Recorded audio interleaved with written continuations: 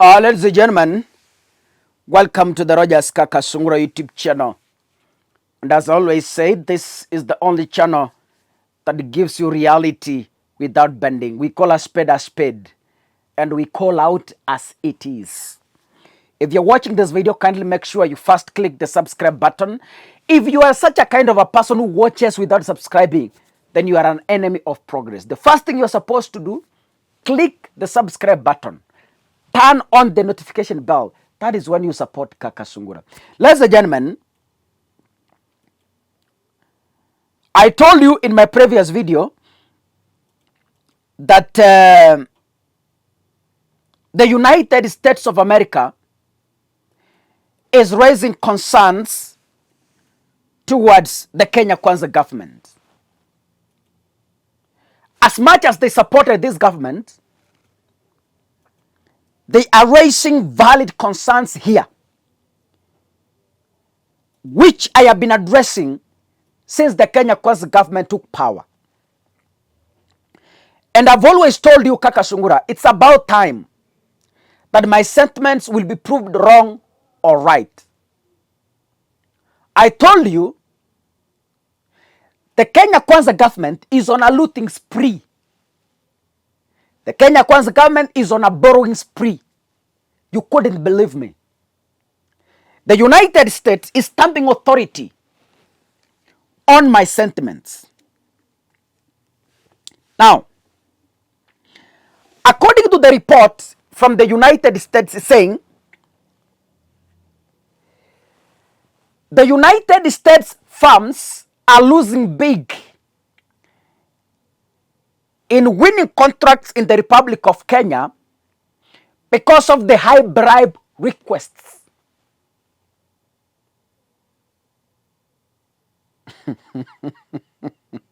Listen, the US firms are losing out on big contracts in Kenya due to bribe requests and extortion from top government officials in what has titled scales in favor of foreign contractors willing to pay to secure tenders, the American government said in their report. What does this mean, Kakasungura? Mawaziri katika serikali ya William Ruto wanataka hongo ili wapeane contracts. Kaka, mimi nimeshangaa kwamba a cabinet secretary mwenye ameingia katika kazi chini ya mwaka mmoja anaweza akanunua manyumba ya mabilioni Karen, Runda, High Rise, Lavington na maeneo mengine makubwa Nairobi. Yaani mtu ameteuliwa leo, hata kabla hajamaliza mwaka katika serikali, is able to afford property worth billions of shillings. Now the US government is telling us the truth. Now, I have been speaking this several times. Kenya Kwanza is on a looting spree. Wakati mtu ana apply barabara, lazima, sijasema ni Murkomen, but I'm using him as an example.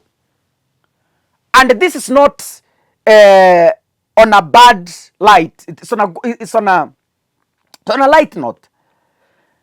Kakasungura, wacha tuzungumzia mambo ya barabara.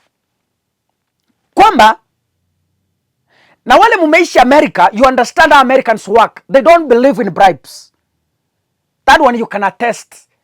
My fans in the United States, you can attest kwamba wazungu hawapendi mambo ya hongo. Now, yani mtu akitaka tenda ya kutengeneza barabara Kenya, lazima kwanza apite kando, achotee wadosi, ndio apewe contract. The same US that supported this regime is now crying foul. The same government that defended the theft in elections is now crying to us that listen, we are being asked for bribes to win tenders in Kenya. A government you supported. You know, when Raila was telling you, you abused him. Wakati Raila aliwaambia kwamba hii serikali ya Kenya kwanza inapenda wizi, commissioner wenu wa AU hapa Kenya, huyo mama alisimama, huyo ambassador wenu, sijui ni commissioner ama ambassador, alisimama kwa media akasema kama kuna serikali iko transparent ni serikali ya Ruto. Lakini leo tena mnatuambia kama kuna serikali inapenda hongo ni serikali ya Ruto. Sasa nyinyi hawa wazungu mumesimama wapi?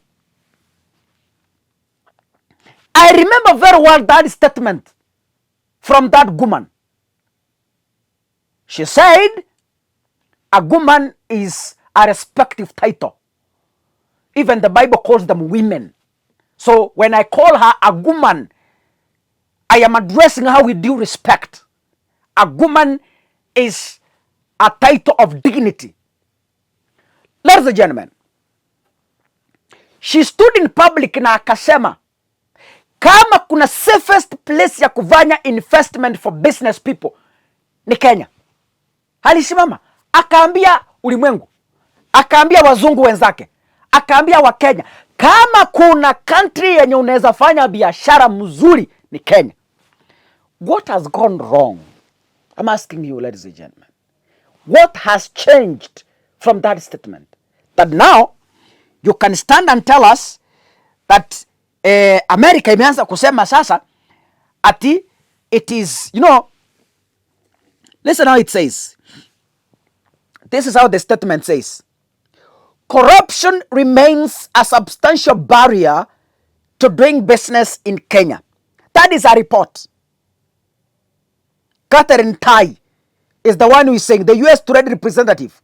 The same Tai is the one who told us that, you know, wakiwa na huyu mwanadada mwingine huyu, wakashikana pamoja wakaambia wazungu, kama kuna taifa ambalo mutaekeza vizuri bila wasiwasi ni Kenya. Ruto akatembea mikutano akijisifu. Ruto akatembea mikutano akajipiga kifua. Na ni nini imebadilika sasa mnatuambia eti corruption remains a substantial barrier to doing business in Kenya.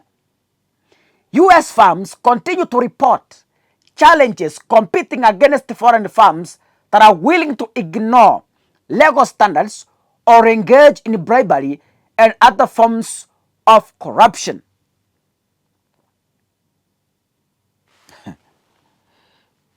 Najaribu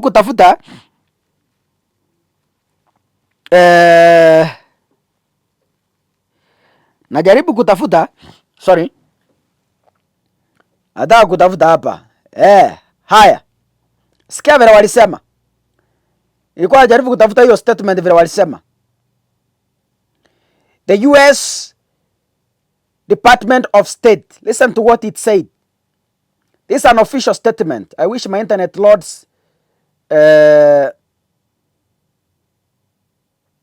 haya, sikia hiyo report yenye wali release nikusomee.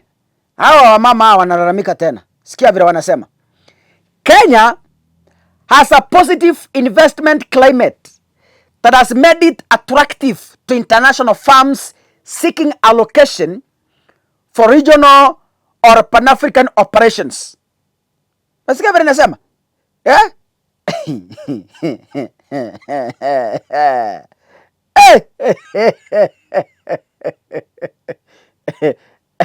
Haya, sikia tena nikusomee hii. Sikia tena. Sikia vile US Embassy walisema hapa. Sikia vile US Embassy walisema. Mimi nasoma yale maneno hawa wanadada wenyewe wametuandikia hapa. Wawacha panganga. Wawacha panganga.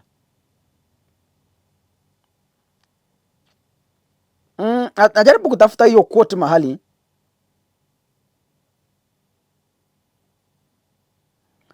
Huyo mtu ameandika wapi? Haya, sikia. You now know why Africa should be your radar, But let's zoom in on why Kenya should be your target destination. Here are some reasons. Sikia, reasons walipeana. Kenya is the most stable democracy in East Africa. That's number one. Kenya is the gateway to East Africa market of almost 500 million consumers. Kenya is the leading regional finance hub. Kenya is the leading destination for foreign direct investment and venture capital. Kenya has the Silicon Savannah with super smart engineers. Kenya's young educated English-speaking workforce. Kenya generates over 90% of its energy from renewable sources. Kenya's largest export market is in the States. Let me repeat.